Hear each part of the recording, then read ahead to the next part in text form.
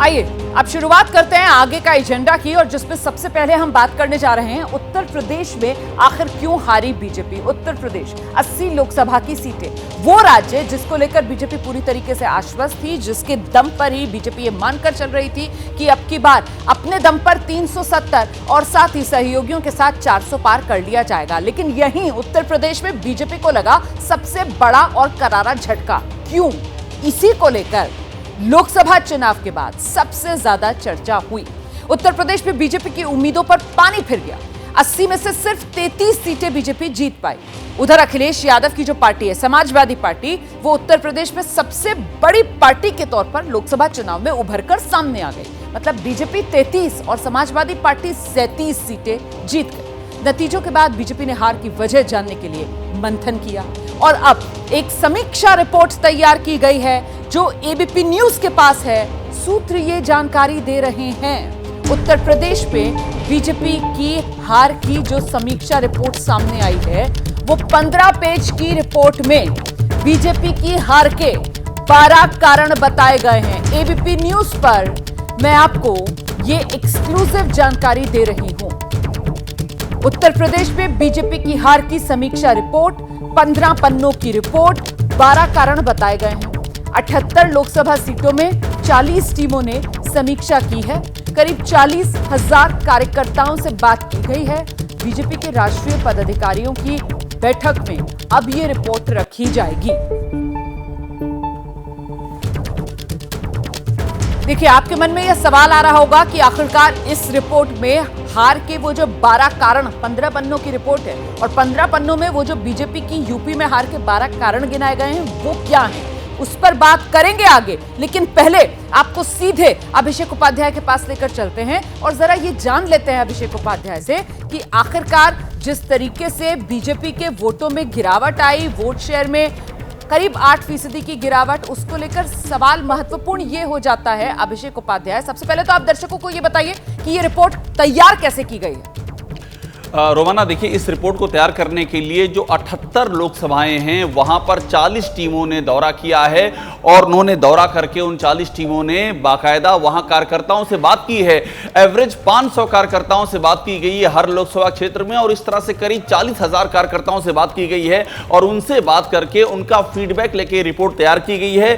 पहली बार ये रिपोर्ट अपने पूरे स्वरूप में सामने आ रही है। रोमाना, एबीपी न्यूज के पास ये एक्सक्लूसिव रिपोर्ट मौजूद है और इसमें पूरी देश की निगाहें इसी पे लगी थी कि यूपी में हार की वजह क्या रही। और ये भी एक बड़ी बात है रोमाना कि जो बीजेपी अपना बहुमत का आंकड़ा नहीं छू पाई, उसकी मेन वजह यूपी है। तो इसीलिए इसकी संख्या बढ़ाई गई, 40,000 कार्यकर्ताओं से बात की गई ताकि, और ये भी अवध क्षेत्र, काशी क्षेत्र, बुंदेलखंड, पश्चिम क्षेत्र, ब्रज क्षेत्र, गोरखपुर मंडल, हर क्षेत्र के कार्यकर्ताओं को इसमें चुना गया है। उनका फीडबैक लेकर के फिर ये रिपोर्ट तैयार की गई है।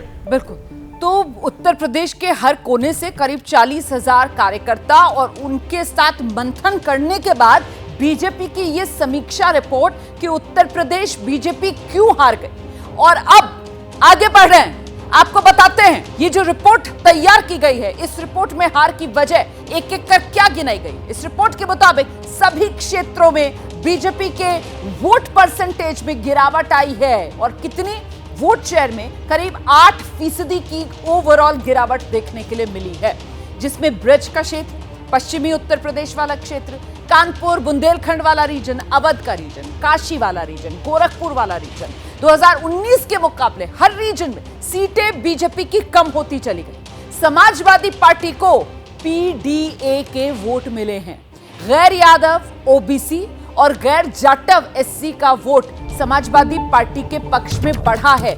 बेहद महत्वपूर्ण बिंदु है जो मैं आपको बता रही हूं। उत्तर प्रदेश में बीजेपी की हार की यह समीक्षा रिपोर्ट समाजवादी पार्टी के पक्ष में चला गया पीडीए वाला वोट। वो पीडीए जिसको लेकर समाजवादी पार्टी ने पूरे चुनाव में नारा बुलंद किया, वही पीडीए वाला वोट, और जो वोट काफी हद तक बीजेपी के खाते में जाना था, उसमें सेंधमारी करने में समाजवादी पार्टी कामयाब हो गई। संविधान संशोधन के बयानों ने पिछड़ी जाति को बीजेपी से दूर कर दिया। और आइए अब आपको बताते हैं जरा पॉइंटर्स के साथ कि किस तरीके से बीजेपी जो हारी है, समीक्षा रिपोर्ट में वो क्या वजह सामने आ रही है। संविधान संशोधन वाले बयान भारी पड़ गए, कि वो जो बीजेपी की तरफ से 400 पार वाला नारा दिया जा रहा था, उसे विपक्ष ने ट्विस्ट देकर कह दिया कि 400 पार की मांग ही इसलिए कर रहे हैं कि संविधान बदलना चाहते हैं, और वही भारी पड़ गया बीजेपी पर। पिछड़ी जातियां बीजेपी से अलग हो गई, ये बयान कहीं ना कहीं बेहद महत्वपूर्ण माना जा रहा है कि यही वजह रही कि पिछड़ी जातियों में एक डर और वो बीजेपी से अलग हो गई। बीजेपी आरक्षण हटा देगी वाला ये जो नैरेटिव विपक्ष की तरफ से बनाया गया ना कि बीजेपी 400 पार मांगी इसलिए रही है, संविधान बदल देंगे, आरक्षण हटा देंगे, ये नैरेटिव भारी पड़ गया बीजेपी पर। और इसकी वजह से हुआ क्या, वो गैर यादव ओबीसी और गैर जाटव एससी वाला वोट जो अभी तक बीजेपी के पास जा रहा था, पिछले कुछ चुनाव से 2014 से हमने देखा था ये ट्रेंड शुरू होता हुआ, वो वोट छिटक गया बीजेपी से। प्रतियोगी परीक्षाओं में पेपर लीक वाला जो मुद्दा है, ये मुद्दा भी उत्तर प्रदेश में बीजेपी को बहुत भारी पड़ा। इतना ही नहीं, सरकारी अफसरों से कार्यकर्ताओं की नाराजगी उत्तर प्रदेश में बहुत ज्यादा थी, तो कहीं ना कहीं वो जो बीजेपी का एक कमिटेड वर्कर, बीजेपी का कार्यकर्ता, बीजेपी का एक मोटिवेटेड योद्धा, वो भी कहीं ना कहीं उदासीन होता चला गया। सरकारी स्तर पर कार्यकर्ताओं की जो अनदेखी थी, उसकी वजह से नाराजगी जो पनप रही थी कार्यकर्ताओं में, वो भी बीजेपी पर भारी पड़ी। तो एक एक कर ये अलग अलग वजह जो इस रिपोर्ट में सामने आ रही है। समीक्षा रिपोर्ट में खुलासा हुआ है, सूत्र इसको लेकर जानकारी दे रहे हैं। इतना ही नहीं, सरकारी विभागों में कॉन्ट्रैक्ट से भर्ती और आउटसोर्सिंग, ये जो फैसला था, इसको लेकर भी खासी नाराजगी थी। टिकट बंटवारे में जो जल्दबाजी की गई, उससे भी कहीं ना कहीं एक असंतोष जो फैला हुआ था पार्टी के भीतर। ये वो अलग अलग वजह हैं जो सामने आ रही हैं। मैंने पहले ही आपको बताया कि 15 पन्नों की रिपोर्ट है, और 15 पन्नों की इस रिपोर्ट में जो वजह हैं वो 12 गिनाई गई हैं। समर्थकों के नाम मतदाता सूची से हटा दिए गए, इसको लेकर आपको ध्यान होगा, अयोध्या में जब बाकायदा बीजेपी की एक समीक्षा बैठक चल रही थी, हार पर मंथन हो रहा था, उस वक्त भी ये बात जो है वो उजागर हुई थी, और इसके लिए जो स्थानीय प्रशासन है उसको कहीं ना कहीं जिम्मेदार पार्टी की तरफ से ठहराया गया था। तो समर्थकों के नाम मतदाता सूची से हटाए गए। इसके अलावा ठाकुर मतदाता बीजेपी से दूर चले गए। ये जैसे ही चुनाव शुरू हुआ था, तभी से कहा जा रहा था कि ठाकुर मतदाता बीजेपी से नाराज है। बीएसपी प्रत्याशियों ने मुस्लिम और अन्य वोट नहीं काटे, जो बीएसपी की तरफ से हालांकि कई जगहों पर मुसलमानों को उम्मीदवार बनाया भी गया, लेकिन वो इनइफेक्टिव साबित हुए, और बीएसपी के जो उम्मीदवार थे वो भी मुस्लिम और अन्य जो जाटव वाले वोट हैं वो ज्यादा नहीं काट पाए, एससी वोटर्स में ज्यादा सेंध नहीं लगा पाए, और हुआ ये कि वो एक मुश्त पूरा का पूरा ब्लॉक जो है वो इंडिया गठबंधन की तरफ चला गया, और इसकी वजह से बीजेपी हारी। ये भी एक वजह है।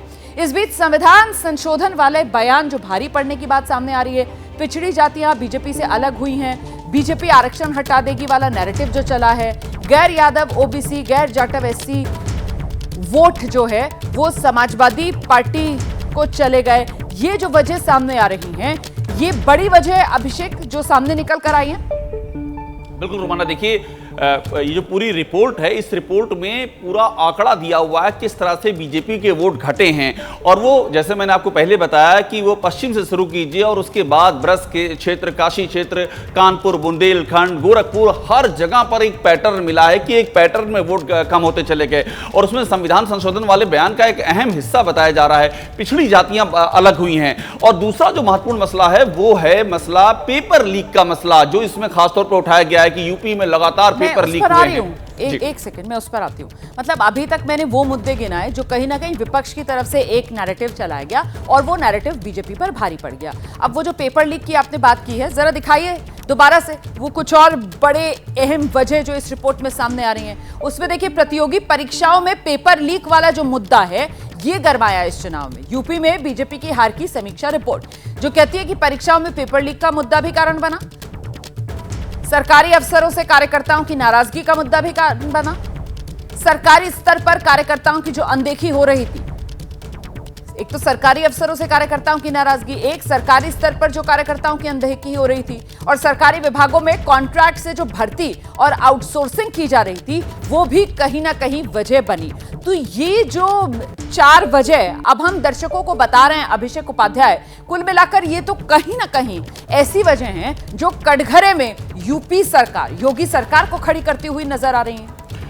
बिल्कुल रोमाना, देखिए ये जो सारी वजह हैं ये योगी सरकार के इर्द गिर्द ही घूमती है। जो समीक्षा रिपोर्ट में लिखा गया है, पेपर लीक की जो बात है उसमें बड़ा ही क्लियर है कि लगातार एक के बाद दूसरे पेपर लीक हुए हैं, उससे बड़ी नाराजगी है युवाओं में, ये हर क्षेत्र में पता चला है। इसके अलावा जो संविदा की भर्तियां हैं, कॉन्ट्रैक्ट की भर्तियां हैं, उसको लेकर के नाराजगी, जो आउटसोर्सिंग हो रही है, आरक्षण के नियमों की अनदेखी हो रही है, वो एक बड़ी नाराजगी का बायस है। ये भी योगी सरकार के खाते में जाता है। सरकारी अधिकारियों और कर्मचारियों से बहुत नाराजगी हुई, ये कार्यकर्ताओं का फीडबैक हर जगह से मिला है। और एक जो अभी आप बात दिखा रही थी वो हमने पहले भी ब्रेक की थी, वो खबर कि बीएलओ के जो अयोध्या वाली बात बता रही थी, एबीपी न्यूज ने दिखाया था, बीएलओ ने नाम काटे हैं, ये फीडबैक मिला है। और ये बीएलओ ने जो नाम काटे हैं, ये पैटर्न पश्चिम से लेकर पूरब तक फॉलो हुआ है। तमाम जगहों पर ये शिकायतें मिली हैं कि नाम काटे गए हैं। तो सरकार से नाराजगी का एक बड़ा हिस्सा सामने आया। और भी अनुप्रिया पटेल ने जो चिट्ठी लिखी, आपको ध्यान होगा रोमाना, वो भी कहीं ना कहीं इसी समीक्षा रिपोर्ट में जो फीडबैक है ये उसी को रिफ्लेक्ट करती है। जी, आप रहिए मेरे साथ अभिषेक उपाध्याय, मैं लौटूंगी आपके पास। कुछ और वजह जल्दी से दर्शकों को बताते हैं, फिर अभिषेक का हम रुख करेंगे। टिकट वितरण में जल्दबाजी की गई, एक वजह यह सामने आ रही है। समर्थकों के नाम मतदाता सूची से हटाए गए, जिसका जिक्र अभी अभिषेक कर रहे थे कि देखिए अयोध्या में वो जो बैठक हो रही थी उसमें कहा गया कि जो समर्थक हैं उनके नाम हटा दिए गए मतदाता सूची से। अच्छा, जो ठाकुर मतदाता है वो बीजेपी से दूर चले गए। बीएसपी के जो प्रत्याशी हैं वो मुस्लिम और एससी वोट उस रूप में नहीं काट पाए कि वो इफेक्टिव हो पाता और बीजेपी की जीत की राह आसान हो जाती। तो अभिषेक, ये जो 15 पन्नों की रिपोर्ट 12 वजह गिना दी गई हैं, अब इन वजहों को अगर देखा जाए और समीक्षा रिपोर्ट जब बड़े अधिकारियों के सामने पार्टी के भीतर रखी जाएगी, पार्टी के पदाधिकारियों के सामने, तो फिर कोर्स करेक्शन की यहां पर अब गुंजाइश कहां से शुरू होगी? सबसे बड़ा मसला रोमाना कोर्स करेक्शन का होगा ये जो जाति का जो कॉम्बिनेशन है। सबसे पहली प्रायोरिटी बीजेपी की वही है। देखिए, इसमें रिपोर्ट में लिखा हुआ कि ठाकुर मतदाता बीजेपी से दूर हुए। बीजेपी का जो कोर हुआ करता था वो बीजेपी से दूर हुआ है, वो एक बड़ी चिंता की वजह बताई गई है। और कोर से लेकर के छोर तक बीजेपी हारी है। छोर की अगर हम बात करें तो कुर्मी, कुशवाहा, शाक्य, जिनको की जोड़ा गया था बीजेपी से, वो बीजेपी से दूर हुए हैं। वाल्मीकि और पासी समाज वो बीजेपी से छिटका है। लेकिन ठाकुर मतदाता पर इसमें खासतौर पर जिक्र है, क्योंकि पश्चिम से जो जातीय सम्मेलन की शुरुआत हुई थी, जो ठाकुरों की गोलबंदी हुई थी, उसका जो लेटरल इंपैक्ट नीचे तक पड़ा है, वो एक बड़ी अपने आप में वजह उभर करके सामने आई है। और कोर्स करेक्शन यही होगा कि इसी जो जाति, ये जो संतुलन बिगड़ा है, इसको ही बीजेपी ठीक करना चाहेगी। और पहली परीक्षा और माना 10 उपचुनाव हैं जहां इसका पहला इम्तिहान होगा। बहुत शुक्रिया आपका अभिषेक उपाध्याय। इस तमाम जानकारी के लिए। तो उत्तर प्रदेश में बीजेपी क्यों हारी, समीक्षा रिपोर्ट को लेकर एक्सक्लूसिव जानकारी एबीपी न्यूज ने आगे का एजेंडा शो में आपको दी है। और अब इस वक्त की दूसरी बड़ी खबर आगे का एजेंडा में आपको बताने जा रही हूं। संसद परिसर में इस समय एनडीए संसदीय दल की बैठक चल रही है। इस बैठक में लगातार तीसरी बार प्रधानमंत्री बनने पर पीएम मोदी का अभिनंदन किया गया। पीएम मोदी बैठक को संबोधित भी कर सकते हैं। तो ये बैठक अभी चल रही है और देखिए 11 बजे से सदन की कार्रवाई दोबारा शुरू होनी है। और दोनों ही सदनों में फिलहाल जो राष्ट्रपति का अभिभाषण रहा उसी पर धन्यवाद प्रस्ताव को लेकर चर्चा हो रही है। और बड़ी खबर आप ये जानते हैं कि आज शाम 5 बजे के आसपास प्रधानमंत्री नरेंद्र मोदी लोकसभा में ये धन्यवाद प्रस्ताव पर जो चर्चा हो रही है उसका जवाब देंगे। फिलहाल ये तस्वीरें आपके सामने हैं कि लगातार तीसरी बार जिस तरीके से जीत कर आई है मोदी सरकार प्रधानमंत्री नरेंद्र मोदी के नेतृत्व में, और तीसरी बार पीएम बने हैं प्रधानमंत्री नरेंद्र मोदी। इतिहास रचा उन्होंने। पहले देश के प्रधानमंत्री जवाहरलाल नेहरू के बाद उनका अभिनंदन किया गया। वो तस्वीरें हम आपको दिखा रहे थे अभी। मैं सीधे अब आपको लेकर चलती हूँ। सहयोगी हमारे नीरज पांडे आप देख रहे हैं मौजूद हैं। नीरज, जानकारी ये भी मिल रही है कि ये जो बैठक चल रही है इसको संबोधित भी कर सकते हैं प्रधानमंत्री नरेंद्र मोदी। तो सदन में विपक्ष को लेकर किस तरीके से जवाब वाली मुद्रा बनाई जाए, इसको लेकर कोई नसीहत भी हो सकती है इस संबोधन में?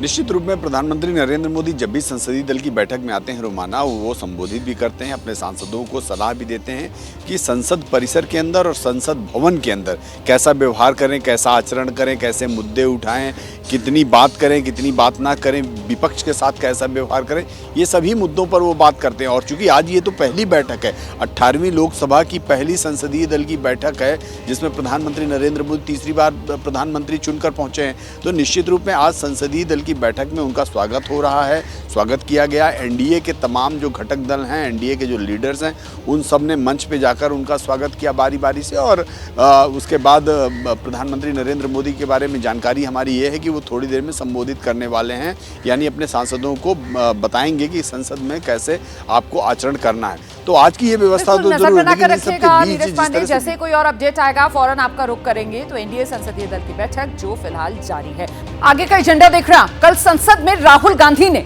मोदी सरकार और बीजेपी पर बड़े तीखे हमले किए। राहुल गांधी के भाषण को लेकर हंगामा भी खूब हुआ और हंगामा इतना बढ़ गया कि राहुल के भाषण के कई हिस्से संसद की कार्रवाई से हटा दिए गए हैं। बीजेपी का कहना है राहुल ने अपने भाषण में हिंदू समाज को लेकर आपत्तिजनक शब्द कहे, जबकि कांग्रेस और विपक्ष का कहना है राहुल ने ऐसा कुछ नहीं कहा जिसको विरोधी तूल दे रहे हैं।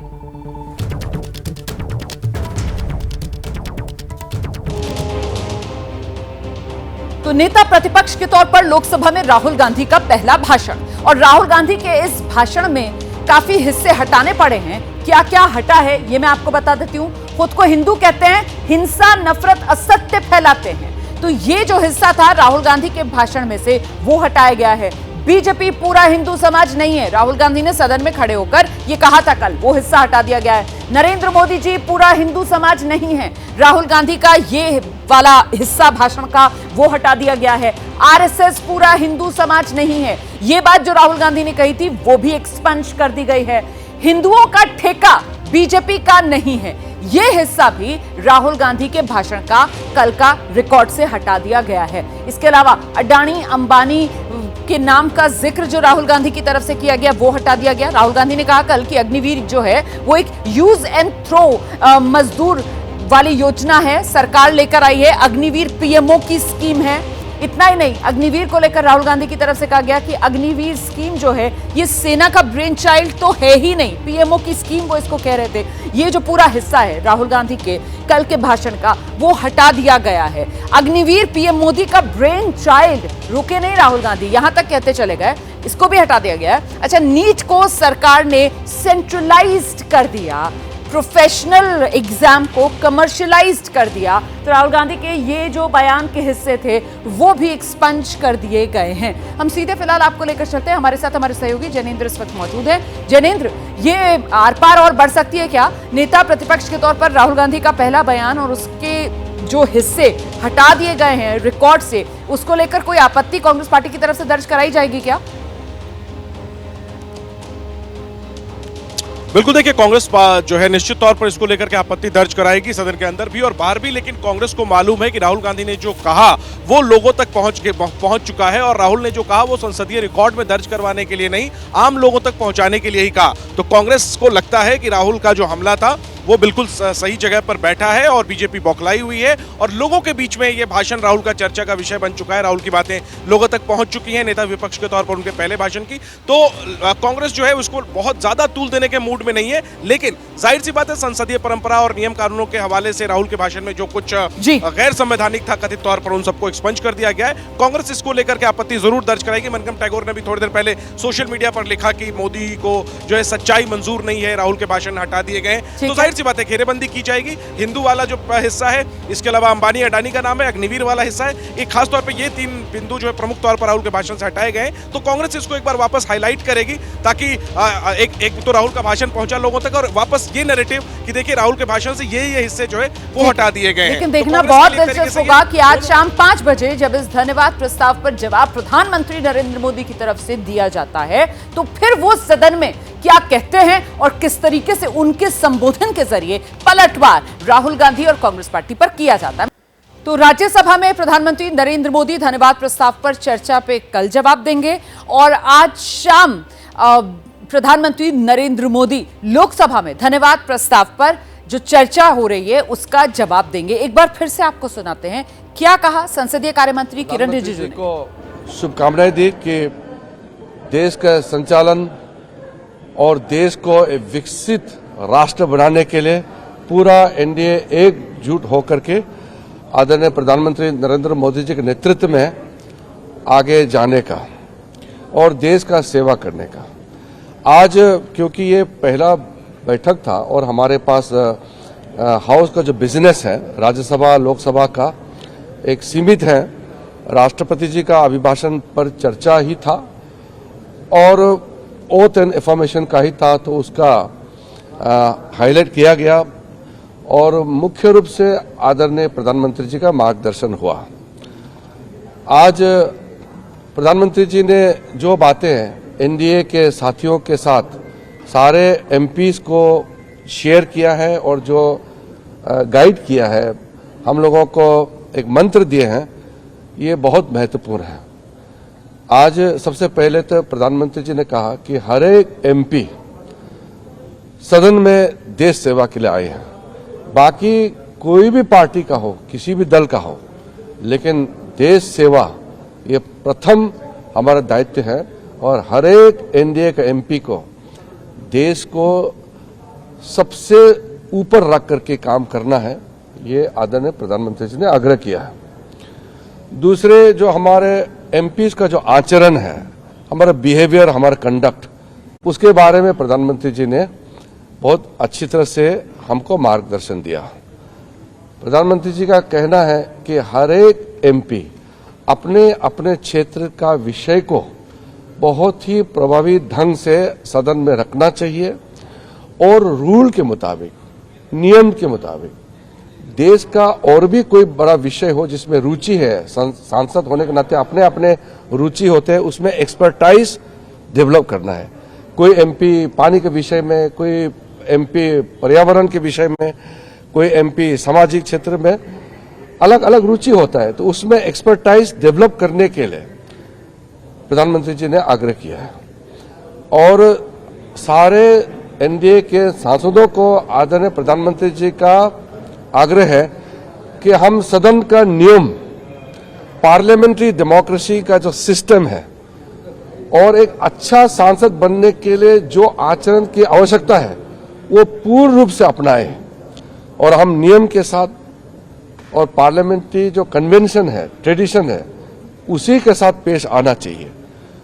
तो ये प्रधानमंत्री जी का जो मार्गदर्शन रही है, मैं मानता हूं कि हर एक एमपी को, खास करके जो पहले बार चुन के आए हैं, ऐसे सांसदों के लिए बहुत अच्छा मंत्र दिया है और प्रधानमंत्री जी के बात को सुन करके एक अच्छा प्रभावी सांसद बनने में पूरा आगे मौका मिलेगा और इसी मंत्र के साथ हम सब चलेंगे, ये हमने तय किया है। और एनडीए का कोऑर्डिनेशन, फ्लोर कोऑर्डिनेशन, एकजुट में काम करने का बहुत अच्छा स्वरूप आज देखने को मिला है और मैं आदरणीय प्रधानमंत्री जी को धन्यवाद देता हूं कि हमारे पहले एनडीए पार्लियामेंट्री पार्टी मीटिंग में आ करके हम सबको मार्गदर्शन दिया और सारे एनडीए के साथियों को मैं धन्यवाद देना चाहता हूं।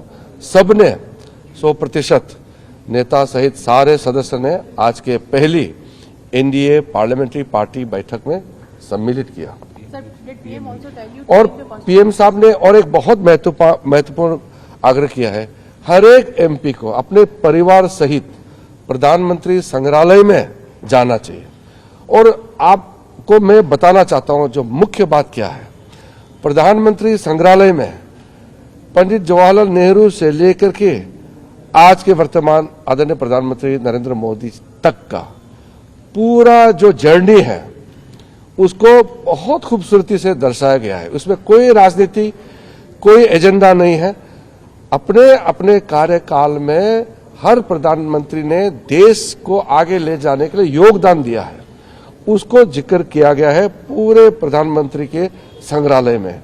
तो इसमें चाहे वो पहले, क्योंकि मोदी जी का आने से पहले कई प्रधानमंत्रियों का जिक्र नहीं होते थे, जैसे मोरारजी देसाई, फिर बाद में चौधरी चरण सिंह, फिर चंद्रशेखर, फिर देवेगौड़ा जी, नरसिम्हा राव जी, कई मुख्यमंत्रियों का जिक्र नहीं होते थे, कई प्रधानमंत्रियों का जिक्र नहीं होते थे। तो ये अभी का जो प्रधानमंत्री संग्रहालय, ये पहला ऐसा एक एफर्ट किया गया है मोदी जी के द्वारा कि हर एक प्रधानमंत्री जी का योगदान को देश जानना चाहिए, उसका सराहना करना चाहिए, उससे सीख होना चाहिए। हमको उससे सीखना है, जानकारी लेना है और साथ साथ उनको श्रद्धांजलि देना है हर एक प्रधानमंत्री जी का जो मूल रूप से इस देश को आगे ले जाने के लिए अपने अपने कार्यकाल में जो काम किए। वो तो नेचुरल बात है, वो तो प्रधानमंत्री जी जैसे कहा कि हर एक एमपी को अपने जड़ से, अपने कॉन्स्टिट्यूएंसी से जुड़े रहना चाहिए, वहां के मुद्दे को पार्लियामेंट में नियम तहत रखना चाहिए और अच्छा सांसद बनने के लिए सिर्फ इधर उधर मतलब भाषण देकर के नहीं, रूल के तहत काम करके अपने मुद्दे को प्रखर रूप से पार्लियामेंट अंदर रखना है। ये मैं मानता हूं कि सब एमपी के लिए, चाहे नए हो पुराने हो, सब एमपी के लिए बहुत अच्छा हम लोगों को प्रधानमंत्री जी का सुझाव है। जब देश का प्रधानमंत्री संदेश देता है तो मैं ये मानता हूं कि हर एक जन को, सिर्फ सांसद ही क्यों, हर एक जन को सीरियसली लेना चाहिए, क्योंकि हमारा देश का नेता है। तो आप सुन रहे थे जो पार्लियामेंट्री अफेयर्स मिनिस्टर हैं, वो जानकारी दे रहे थे कि एनडीए संसदीय दल में प्रधानमंत्री नरेंद्र मोदी की तरफ से जो एनडीए के सांसद हैं उन्हें जो मंत्र दिया गया वो यही कि सांसद इस बात को महसूस करें कि वो संसद में देश सेवा के लिए आए हैं, वो संसद में नियमों के तहत ही जो अहम मसले हैं उनको उठाएं। और अब आगे बढ़ेंगे, अगली खबर का रुख करेंगे। बात जरा मौसम की मार की हम करने जा रहे हैं, क्योंकि मूसलाधार बारिश की आफत, मॉनसून ने तो अभी बस पूरे देश में एंट्री की ही है, लेकिन कोने कोने से जल तांडव की ऐसी भयानक तस्वीरें हैं जो सामने आने लगी हैं। लगातार हो रही बारिश ने लोगों की मुश्किलें बढ़ा दी और इस वक्त एक बड़ी खबर गुजरात से आ रही है।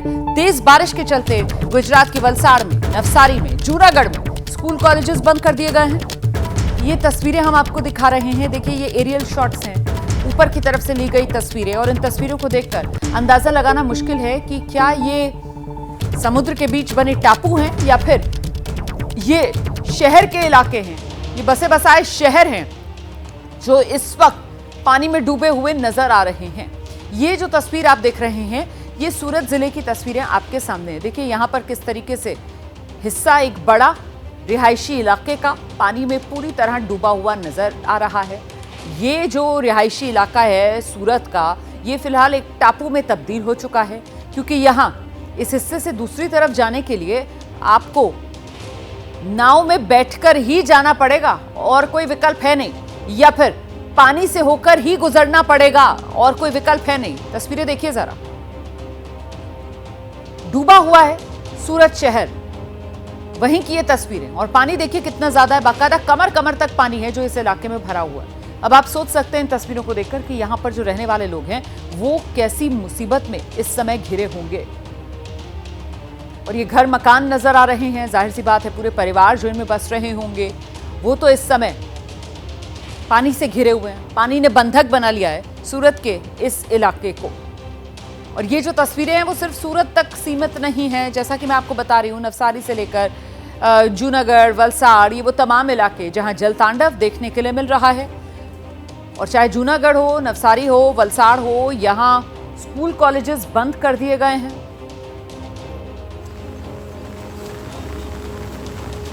ये अब तस्वीरें जो आप देख रहे हैं, पहले सूरत की देख रहे थे, ये जूनागढ़ है। जूनागढ़ में भी ऐसे ही बारिश की वजह से हाल बेहाल। बारिश या बदइंतजामी ये तय करना मुश्किल है, क्योंकि जूनागढ़ में भी शहरी इलाके हैं वहां पानी भरा हुआ है। सड़कें देखिए कैसे जलमग्न नजर आ रही हैं, और ये जल कर्फ्यू जो यहां लगा हुआ है, साल दर साल ऐसी ही तस्वीरें सामने निकल कर आती हैं। जो स्थानीय प्रशासन है उसके सारे दावों की पोल बारिश आते साथ ही धो डालती है। हम सीधे आपको लेकर चलते हैं, हमारे साथ हमारे वरिष्ठ सहयोगी रौनक पटेल इस वक्त मौजूद हैं, और जरा रौनक से समझते हैं कि गुजरात के अलग अलग हिस्सों की ये तस्वीरें हम दिखा रहे हैं। रौनक, आप जरा दर्शकों को विस्तार से बताइए कि मुख्य तौर पर गुजरात का कौन सा हिस्सा जहां इस समय सबसे ज्यादा बारिश और पानी की मार पड़ रही है। रौनक। रोमाना, सौराष्ट्र और दक्षिण गुजरात दो बड़े इलाके ऐसे हैं जहां पर बारिश की मार देखने को मिल रही है और चारों ओर जल सैलाब देखने को मिल रहा है। आप जो दो तस्वीर देख रहे हैं, एक सूरत जिले की तस्वीर है और दूसरा जूनागढ़ की। सूरत सबसे डेवलप्ड शहर है, लेकिन इस शहर में भी पानी का भराव होता है। हालांकि ये जो तस्वीरें देख रहे हैं सूरत के पड़ोस में पलसाना की देख रहे हैं। पूरा पलसाना जो है वो एक जल सागर में तब्दील हो चुका है। न सिर्फ पलसाना बल्कि पास में नवसारी डिस्ट्रिक्ट होता है और वलसाड, ये तीनों जिले ऐसे हैं जहां पर पिछले 24 घंटे से लगातार बारिश तो हो रही है, रुक रुक कर बारिश भी हुई है, लेकिन 2 इंच से ज्यादा पानी जब एक साथ में गिरता है, बारिश गिरती है, तो यहाँ इसी प्रकार के दृश्य देखने को मिलते हैं। और बुरा हाल जो है सौराष्ट्र के जूनागढ़ जिले में देखने को मिल रहा है। जूनागढ़ और पोरबंदर दोनों के पास का एक इलाका है जिसको गेड़ इलाका बोलते हैं, और गेड़ इलाके में हर साल इसी प्रकार की स्थिति होती है। जब भी 3 इंच से ज्यादा बारिश होती है तो वहाँ इस प्रकार के हालात होते हैं। जूनागढ़ में कल 10 इंच से ज्यादा बारिश गिरी है औसतन, और जूनागढ़ के 2-3 तहसील ऐसे हैं जहाँ पर बारिश के जो पानी है वो उतरना तो दूर, लेकिन नदी के जो पानी है वो आसपास के गांव शहरों में घुस रहे हैं, उसको चल के जल भराव और ज्यादा हो चुका है। खेतों में घुटनों से भी ज्यादा पानी है, शहरों में भी इस प्रकार का पानी है, कई रिहायशी इलाकों में इस प्रकार का पानी है। जहाँ तक व्यवस्था का बात है, प्रबंध की बात है, तो प्रशासन ने कदम जरूर उठाए। पिछले 2-3 दिन में अलग अलग 8 जगहों पे डिजास्टर मैनेजमेंट की टीम भी गई, एनडीआरएफ की टीम पहुंचाई गई है। लेकिन शहरों की बात करें तो जब बारिश हुई है, अहमदाबाद बुरा हाल हुआ है, बड़ौदा का बुरा हाल हुआ है, सूरत का बुरा हाल हुआ है। जो कॉरपोरेशन का इलाका है वहाँ प्री मानसून कामगिरी कुछ भी नहीं हुई। आज की बात करें तो पिछले 24 घंटे में कम से कम 100 गांव ऐसे हैं जहाँ गुजरात के 100 गांव ऐसे हैं जहाँ पर बिजली नहीं है, कई पेड़ गिरे हैं, कई खंभे गिर चुके हैं, और कम से कम 80 से ज्यादा ऐसी स्टेट और पंचायत के सड़कें ऐसी हैं जहाँ पर आवाजाही मुश्किल है, क्योंकि सड़कों के ऊपर से घुटनों से भी ज्यादा पानी बह रहा है। बहुत शुक्रिया आपका इस तमाम जानकारी के लिए। रौनक पटेल ने विस्तार से बताया है किस तरीके से सबसे ज्यादा प्रभावित इस वक्त जो गुजरात के हिस्से नजर आ रहे हैं वो गुजरात का सौराष्ट्र वाला इलाका और दक्षिण गुजरात वाला इलाका सबसे ज्यादा जहां बारिश की मार पड़ रही है। और अभी जो जानकारी रौनक दे रहे थे, देखिए गुजरात में बारिश की वजह से 88 गांव ऐसे हैं जहां बिजली काटनी पड़ गई है। भारी बारिश की वजह से 116 सड़कें हैं जो फिलहाल पूरी तरह बंद पड़ी हुई हैं, क्योंकि सड़कों पर इस वक्त पानी की हुकूमत है, पानी का राज है। सड़कें लबालब नजर आ रही हैं, सड़कें मतलब नजर ही नहीं आ रही हैं। लबालब नजर आना कहना गलत है, क्योंकि सिर्फ पानी है जो नजर आ रहा है, और ऐसे में ये तय करना मुश्किल है कि ये सड़क है या फिर ये कोई नदी है। ये देखिए तस्वीर जो आप देख रहे हैं, लोग यहाँ पर चलते हुए आपको नजर आ रहे होंगे। जाहिर सी बात है स्थानीय लोग हैं, उनको अंदाजा होगा कि ये सड़क वाला हिस्सा है, इसीलिए वो इस हिस्से पर चल रहे हैं। लेकिन आप और हम जो टेलीविजन पर देख रहे हैं, हमें तो ऐसा लग रहा है जैसे कोई नदी का हिस्सा है। इसीलिए मैं कह रही हूँ कि पानी की जबरदस्त मार है जो इस वक्त गुजरात में सौराष्ट्र और दक्षिण गुजरात वाले इलाके पर पड़ती हुई नजर आ रही है।